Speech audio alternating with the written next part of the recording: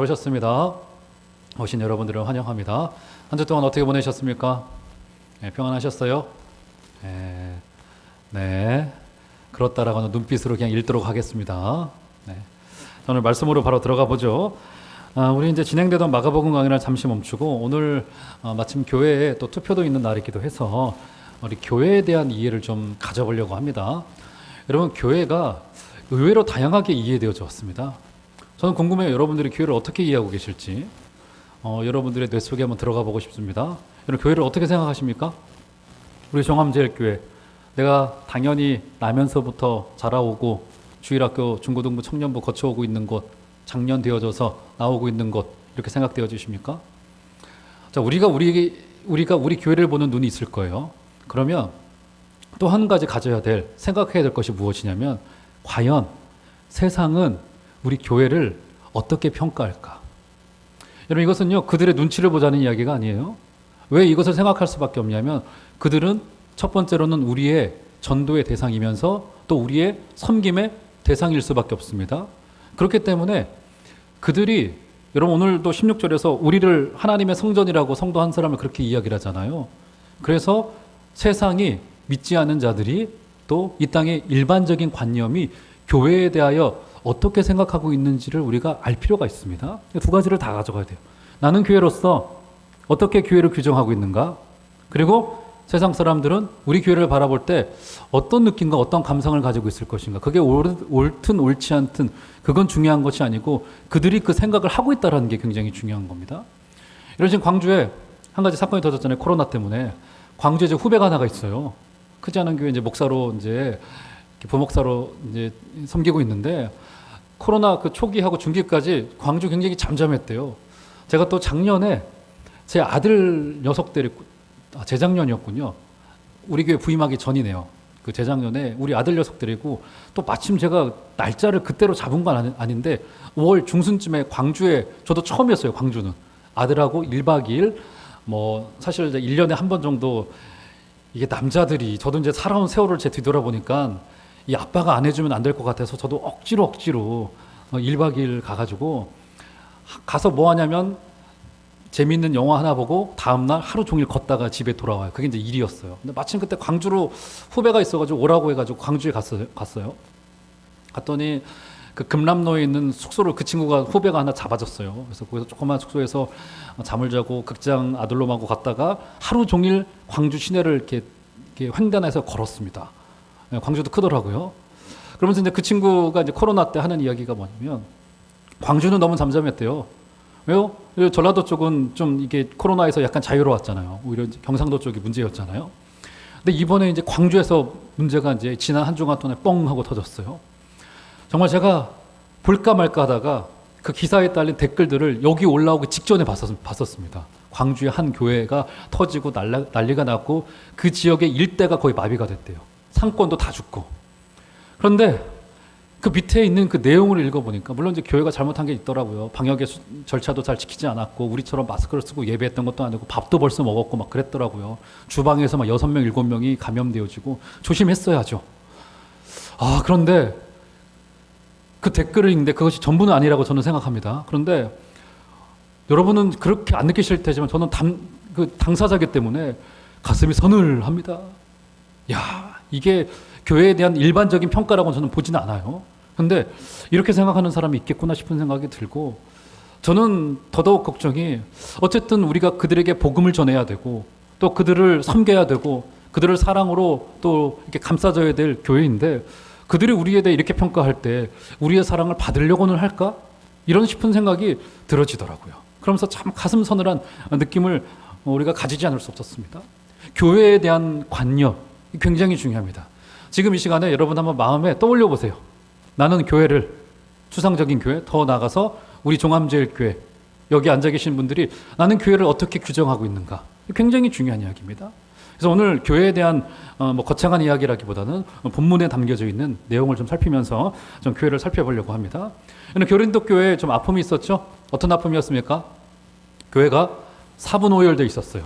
베드로파, 바울파, 아볼로파 하면서 교회가 여러 쪽에 나눠져 있는 상황이었었습니다. 분쟁하고 있던 교회였었어요. 그래서 고린도전서를 기록한 목적이 그 분쟁하는 교회에 사도 바울이 답을 주고자 준 것이 고린도전서였었어요. 여러분, 이게 성경을 우리가 지금 볼 때 그 성경의 그 개론을 아는 것이 굉장히 중요합니다. 나중에 여러분 담당 교육자님인 우리 남기현 선생님 붙들고 이 성경 개론이 굉장히 중요해요. 그래서 성경이 왜 쓰여졌는가, 그 쓰여진 그 이유가 뭔가, 이런 것들이 그렇게 어렵지가 않아요. 그런 것들을 배우는 게 중요한데, 고린도전서 같은 경우가 그 분쟁하는 교회에 답을 주고자 쓴 것이 고린도전서라. 사실 이것은 어떤 책으로 쓰려기보다는 일단 서신으로, 충고로, 경고로 쓰여진 것이 맞아요. 고린도전서를 쓴 겁니다. 자, 사분 오열하고 있는 교회에 어떤 해답을 주고 있느냐 한번 보시겠어요? 자, 10절 보시면 이렇게 말합니다. 내게 주신 하나님의 은혜를 따라 내가 지혜로운 건축자와 같이 터를 닦아둠에 다른 이가 그 위에 세우나 그러나 각각 어떻게 그 위에 세울까를 조심할지니라. 이 닦아둔 것 외에 능히 다른 터를 닦아줄 자가 없으니 이 터는 곧 예수 그리스도라. 예, 교회를 세워가는 것을 지혜로운 건축자로 비유하고 있습니다. 사도 바울이 본인을 지혜로운 건축자라고 비유합니다. 왜 지혜롭냐면 본인이 11절의 후반절에 보면은 그가 터를 잘 닦아뒀기 때문에. 그 터가 무엇입니까, 여러분? 터가 뭐예요? 터가 예수 그리스도였었어요. 그랬죠? 그런데 고린도 교회는 뭐가 문제였냐면 나는 바울이라고 하는 터가 있어. 나는 아볼로라고 하는 터가 있어. 나는 베드로라고 하는 터가 있어. 사람에 의하여서 교회가 사분오열 되어지고 있었는데 그들이 가지고 있었던 문제의 근원이 뭐냐면, 싸웠던 이유가 뭐냐면 감정의 문제가 아니었습니다. 열심히 떨어진 문제도 아니었었어요. 어디에서 흔들리고 있었냐면 그들의 기초가 되고 있는 예수 그리스도가 사실은 그들의 기억 속에서 흐릿해져 있었기 때문에 교회에 어려움이 찾아올 수밖에 없었습니다. 여러분, 그래서 마태복음 7장에 가보시면요, 굉장히 유사한 말씀이 한 가지가 등장해요. 자, 스크린에 한번 마태복음 7장 24절에서 27절 한번 띄워주시겠어요? 네, 한번 보시겠어요? 24절 25절을 보시면, 그러므로 두 종류의 사람이 나옵니다. 이 넉절에 24절부터 27절 굉장히 중요한데, 그러므로 누구든지 나의 이 말을 듣고 행하는 자는 그 집을 반석 위에 지은 지혜로운 사람 같으리니. 자, 첫 번째 사람, 지혜로운 사람이 등장합니다. 이 사람이 어떤 사람이라고 말합니까? 24절에 보면은 두 가지 말로 우리에게 묘사하고 있죠. 첫 번째는 뭐냐면 말을 듣고 행하는 자, 지혜로운 사람은. 그 사람은 또 어떤 사람이냐면 집을 반석 위에 세운 자라고 말하죠. 자, 26절, 27절로 넘어가 볼까요? 26절 보시면 나의 이 말을 듣고 행하지 아니하는 자는 그 집을 모래 위에 지은 어리석은 사람 같으리니. 이렇게 말하죠. 어리석은 사람이 등장하죠. 그 사람을 뭐라고 묘사합니까? 말을 듣고 행하지 않는 자. 그런데 어떤 걸 행하지 않았어요? 그 집을 모래 위에 지은 자라고 말하죠. 그렇죠. 자, 두 종류의 사람이 등장합니다. 그러면 여기에 공통점과 차이점이 있어요. 어떤 공통점이 있습니까? 제가 한번 질문을 던져볼게요. 자, 이 마태복음 7장에 나와 있는 이 두 어리석은 사람과 지혜로운 사람은 둘이 공히 집을 지었습니까? 안 지었습니까? 네? 대답 안 하실랍니까? 저도 설교 안 할 거예요, 그러면. 공동회의도 해야 되는데 한 3시까지 해볼까요, 우리? 자, 집을 지었습니까? 안 지었습니까, 여러분? 지었죠? 그렇죠? 둘 다 모두 집을 졌어요. 어리석은 사람도 집을 졌고 지혜로운 사람도 집을 졌어요.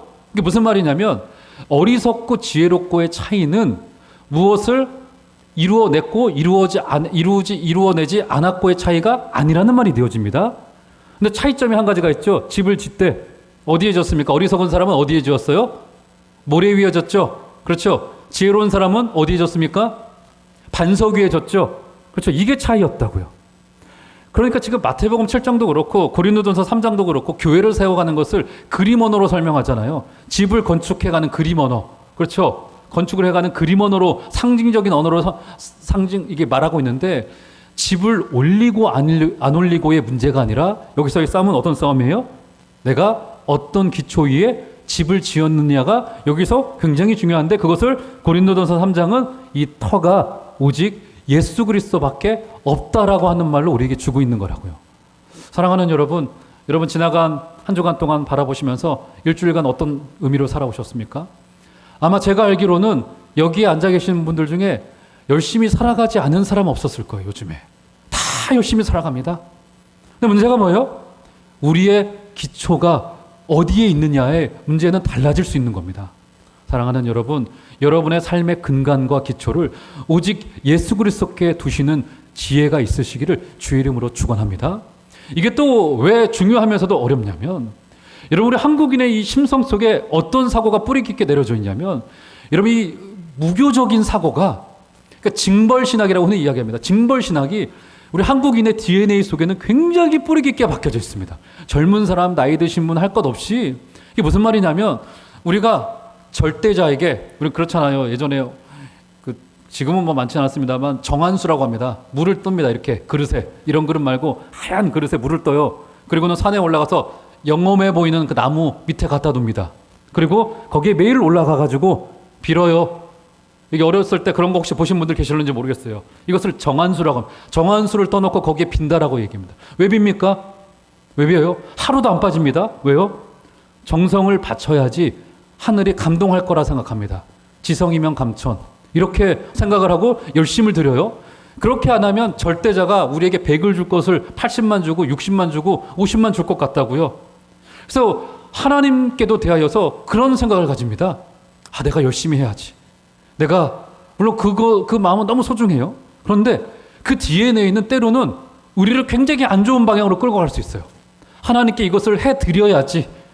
헌금도 내가 드리는 목적이 하나님께 벌 받지 않기 위하여, 좀 더 나아가면 하나님께 복을 받기 위하여 헌금을, 내가 도둑질하면 안 되지. 물론 여러분 도둑질하면 안 되지만요. 그런데 그런 이유로 헌금하실 필요는 없는 겁니다.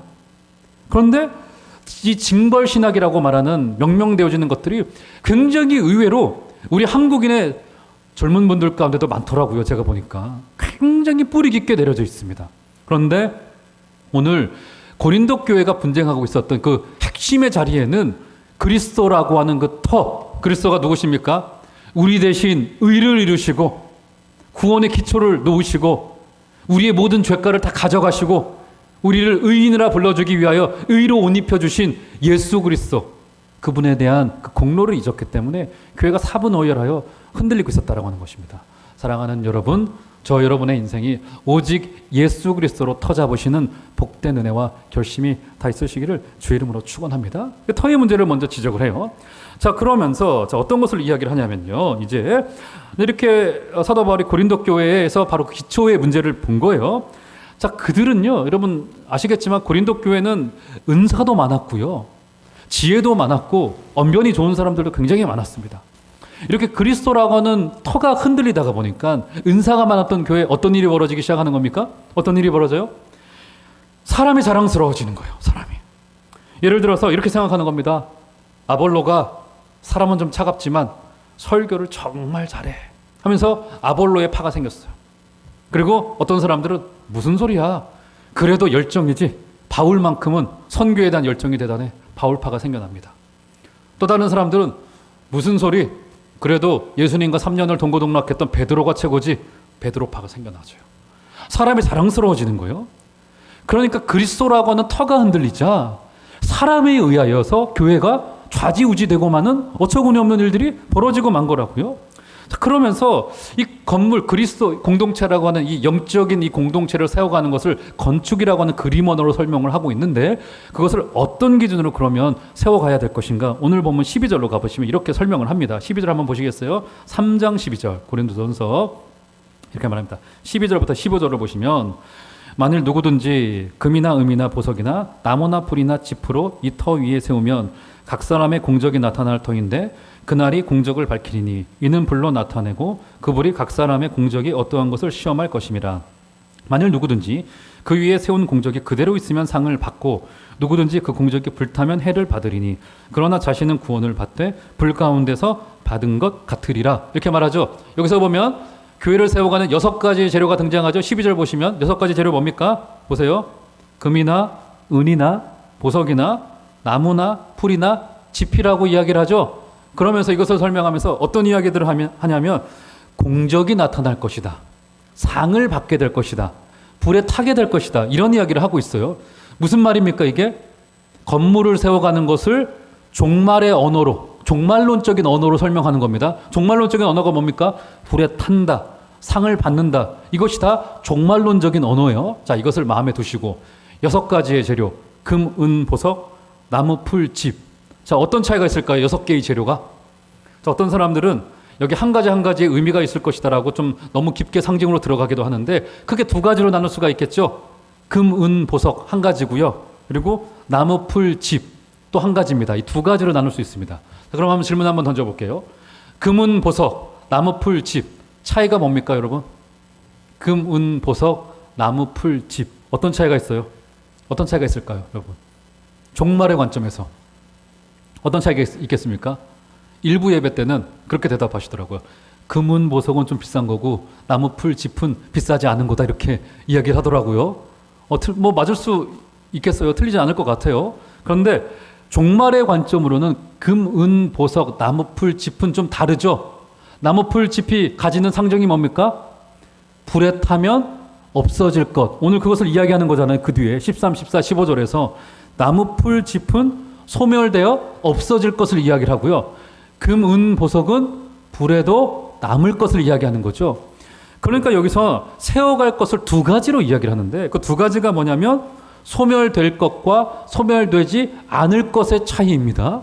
좀 더 한 발자국 더 들어가서 이야기를 하자면 우리가 우리의 신앙을 올려갈 때 특별히 우리 청년 공동체를 우리가 세워갈 때 우리가 어떠한 기준을 가지고 가야 되느냐 딱 두 가지입니다.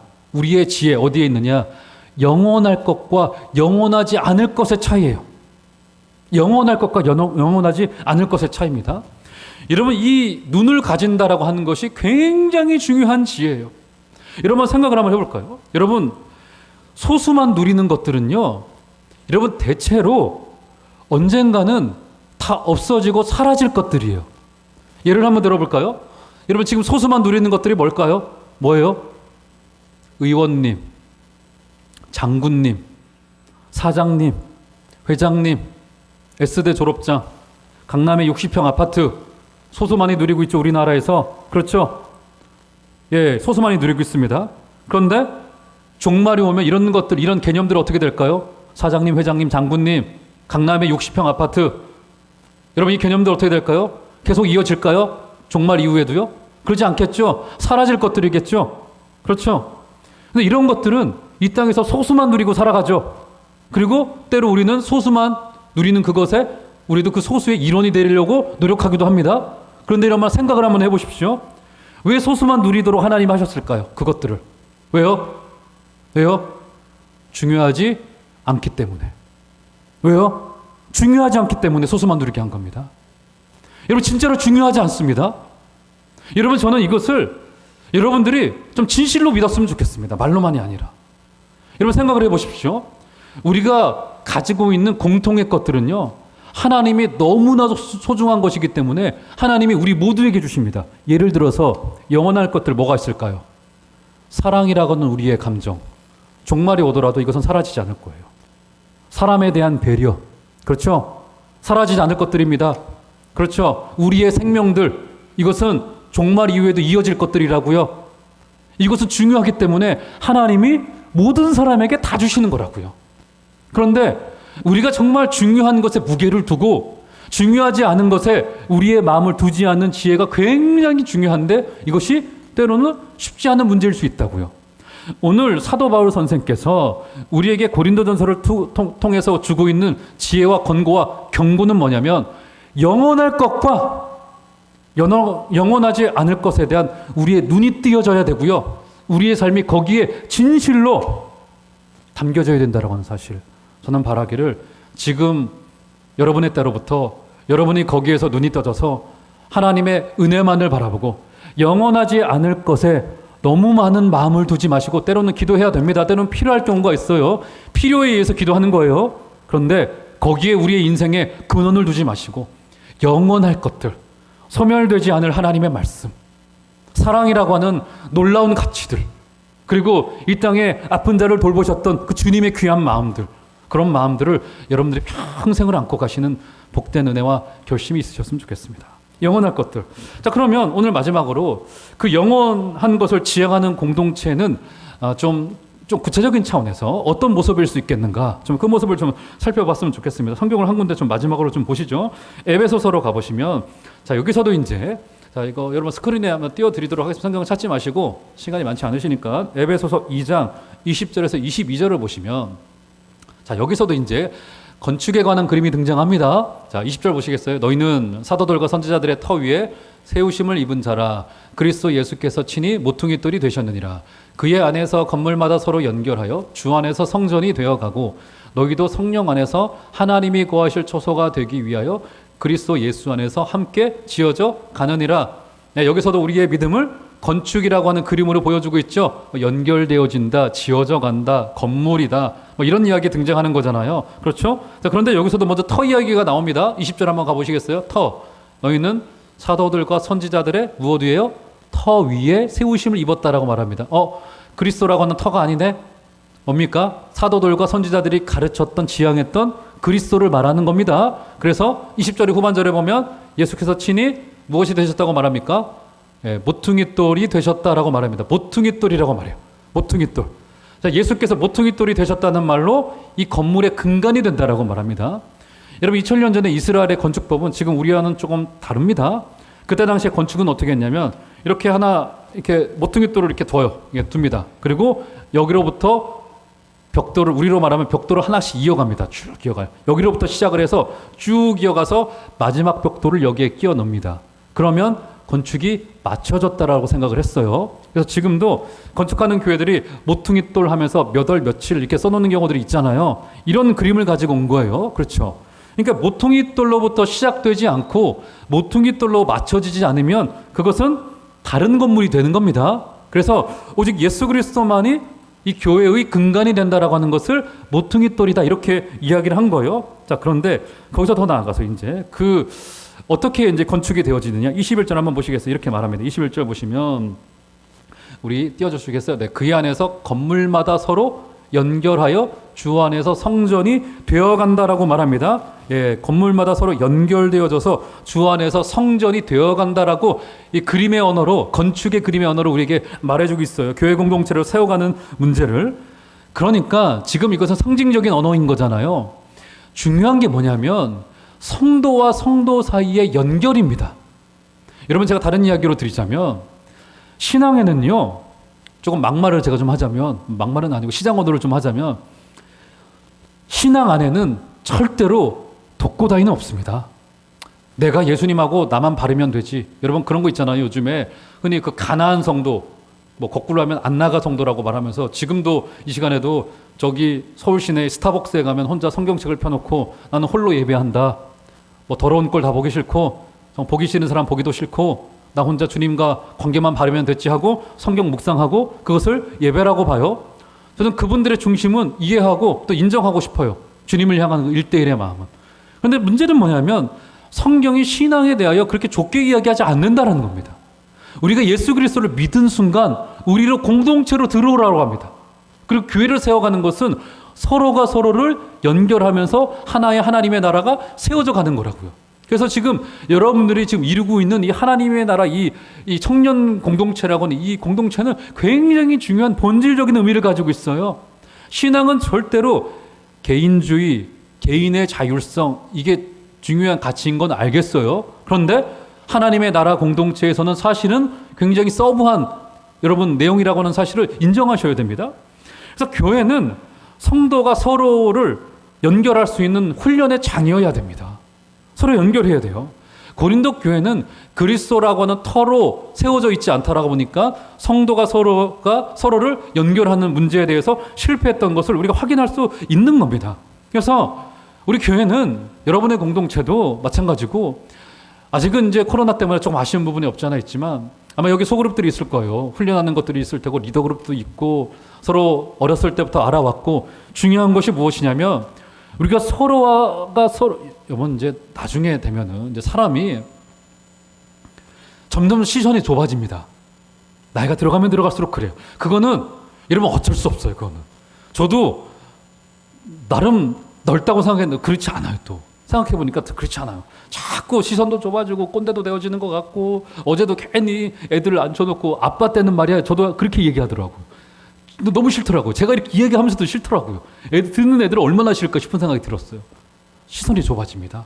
그런데 우리가 젊었을 때부터 어떤 훈련을 해야 되냐면 우리가 그리스도의 성품으로 서로를 받아들여주는 훈련을 하는 거예요.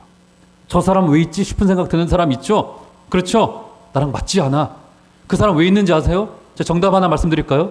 그 사람 왜 있는지 아십니까? 여러분 때문에 있는 거예요. 당신 때문에 있는 겁니다, 여러분. 그거 뭐라 할 필요 없습니다. 그리스도의 성품으로 훈련하는 거예요. 그래서 우리가 부서든 구역이든 소그룹이든 팀이든 어떤 모습이든 우리가 일을 먼저 배워서는 안 되고 서로가 서로를 먼저 배워가고 세워가는 훈련을. 그래서 제가 목사님들을 보더라도 여러분 그 사람의 실력이 어디서 드러나는지 알아요? 멀찍이 떨어져 있으면 다 괜찮아요. 근데 언제 드러나냐면 한 사무실에서 교제할 때 매일 얼굴 맞대고 같이 밥 먹고 하다가 보면은 그 사람의 실력이 거기서 드러나는 거라고요. 괜찮아 보이는 사람도 한 사무실에서 일로 엮이다 보니까 여러분 그가 교제가 안 되는 사람들이 있더라고요. 한 발자국 떨어져서 보면 괜찮아요. 그런데 같이 일을 할 때 고집을 주장하고 자기의 주장을 내세우고 굽히지 않고 자신의 기호만을 주장하면서 공동체를 어렵게 하는 경우들이 발생합니다. 왜요? 서로가 서로를 연결하고 세워가고 함께 지어져가는 훈련을 하지 못했기 때문에. 여러분 우리 청년 공동체에는 다 다릅니다. 마음에 들지 않은 인간들은 점점 더 많아지고 그 인간이 나중에 누가 되냐면 내 아내고 내 남편이 될 수 있어요. 절대로 좋을 수 없습니다, 여러분. 그때 그렇게 만나게 하신 것은 나를 위해서 만나게 하셨다는 사실을 기억하셔야 돼요. 그래서 영원한 가치, 생명의 가치를 품고 그리스도의 성품을 연습하는 관계로 서로를 세워가시는 그런 가정이 되어야 되고, 특별히 우리 청년 공동체는 그렇게 품이 넓어야지 믿지 않은 자들도 오실 수 있고요. 그리고 신앙으로 방황하는 청년들이 오실 수 있고, 지방에서 이근교 대학을 왔다가 정착할 수 있는 공동체가 어떤 공동체이겠습니까? 그리스도의 성품으로 서로를 받아들여주는 그런 공동체일 때만 그때 가능해지는 거라고. 그래서 공동체를 세워갈 때 여러분 두 가지를 조심해야 됩니다. 두 가지. 뭐냐면 마지막으로 말씀드릴게요. 첫 번째, 이런 것도 조심해야 돼요. 저 사람 없으면 안 돼. 잘못된 겁니다.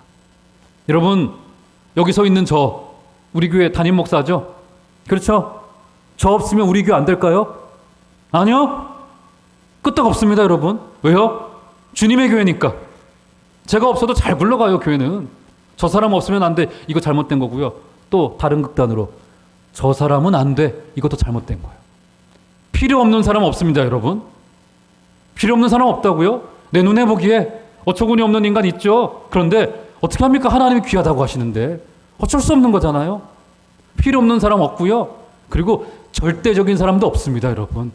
교회를 세워갈 때 서로가 서로를 그렇게 받아들여 주시고 어려운 일이 있을 때 서로 기대어서 하나님의 나라를 세워가시는 복된 은혜 있으시기를 주의 이름으로 축원합니다. 고린도 교회는 다양한 은사, 다양한 사람, 또 다양한 내용들이 있었으나 아쉽게도 그것이 복의 열매로 맺혀지질 못했고요. 그들이 그리스도라는 터를 잊었고 영원한 것과 영원하지 못할 것의 구분도 없었고, 그러다 보니까 서로가 서로를 연결하여 세워가는 일에도 부족하였습니다. 여러분 넓은 품을 가지시고 서로를 받아들여 주시는 복된 은혜와 결심이 다 있으시기를 주의 이름으로 축원합니다.